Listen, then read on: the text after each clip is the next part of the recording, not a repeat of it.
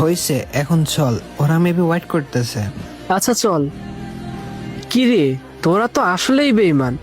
রিমন আমার জন্য ওয়েট করছে আর তোরা চলে আসলি। আরে তুই কি আমাকে বলছিস যে ওয়েট করতে? আর এমনিতেও তোর সিউরিটি নাই তুই যে আসবি।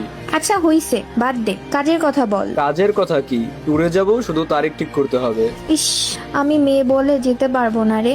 এই শখ কত, মেয়ে হয়ে ছেলেদের সাথে ট্যুরে যাওয়ার জন্য আফসোস করে। আরে হয়তো মেয়ে বলে আফসোস করে, কিন্তু বন্ধু আমি যে ছেলে হয়েও যেতে পারবো না রে। এই তো তুই তো এমনই, সব সময় তোর প্রবলেম আর প্রবলেম। তুই যেতে পারবি না মানে?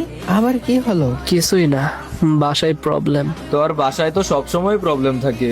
আরে সাকিব, তুই না গেলে মজা হবে না তো। আরে আমারে দিয়া আর কি মজা পাবি, যা তোরা, সমস্যা নাই। এই সবাই চুপ, সাকিব যাবে মানে যাবেই, আর যদি না যায় তাহলে আর কিছু বললাম না। আরে দোস্ত, আচ্ছা কত খরচ হবে রে? যেহেতু কক্সবাজার যাচ্ছি, 10K-তেই হয়ে যাবে।